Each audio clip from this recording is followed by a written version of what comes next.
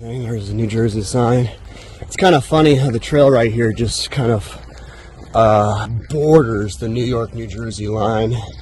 And so I do have quite a bit more New Jersey, but like literally New York is right to my left. It's kind of funny how it just follows that borderline. I'm sure that was done by design because of border laws and things like that. I had a great time. I talked to Pastor Bonsai this morning for about an hour. It was the first church ministry hostel I actually talked about religion and faith with. He's like, wow, you have like the most interesting story ever.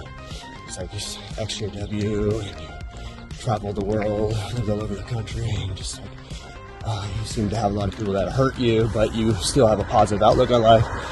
And I think that's all that's true. And I say I don't really think of life in linear ways like others do, where you have like this goal, and so when you have this goalpost set and you're not there, you feel bad because you're behind. But I like to think that I've made the most opportunity with what was given to me. You know, I was born a Jehovah's Witness. You know, I lost some opportunities, perhaps a U.S. tour in a band because I got guilty to come back. You know, different things like that. I wasted all my 20s in the religion, you know, knocking on doors, peddling superstition. And it does bother me, but not to the point where it leaves me, you know, comatose or stuck. You know, and it's one thing I hate about the XJ community is people just linger on the past and never get over anything. So, no, I'm 41 years old. I spent, I guess, 34 good years of my life really around and in Jehovah's Witness, you know, supporting it. But he's Presbyterian. First thing he brought up was the Trinity, and it's weird. I was like, it's so unimportant if you're literally talking about Christian doctrine. It's just completely unimportant. Yet, whenever I talk to any of these Christians that actually go to church, they always want to bring up that crap, or they want to bring up once saved, always saved. All these little, just the minutia, you know. It's just, to me, I'm just like, it doesn't really matter. I'm like, if you respect the Father and the Son, it doesn't matter which one you think, whether they're all one or not. You know, it doesn't matter. And so at the end of the day, it doesn't really change anything. Paul definitely was not a Trinitarian. You know, that's really cool. And the weird thing is he brought up Matthew. Usually Trinitarians bring up John, but I don't know. I don't want to talk about religion. Anyways, I'm walking back to the trail. I'm gonna try to catch a movie at that drive-in. So it's about 17 miles away, so it should be a pretty easy hike today. It's kind of weird and boggish here, but I was just on the road and the woman's like, oh, the Appalachian Trail, you just passed it. And I'm like, what? And then there's like this little white stripe behind this bush I couldn't see, so I had to backtrack a little bit.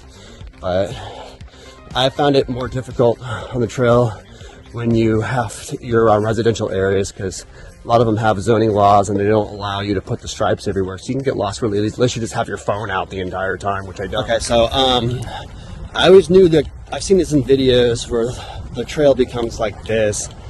Now I've been walking across other boards. They're like 2x4s or 2x6s and cattails, my mother's favorite flower. Come and read. And so I finally reached the part where it's like a platform like this. So it's known in the New Jersey section to be like this. And so I was like waiting for this to happen. There was a crap ton of cars out there parked, so I'm assuming a lot of locals probably use this part of the trail. So I'm gonna walk by you, so I need you guys to behave. Alright?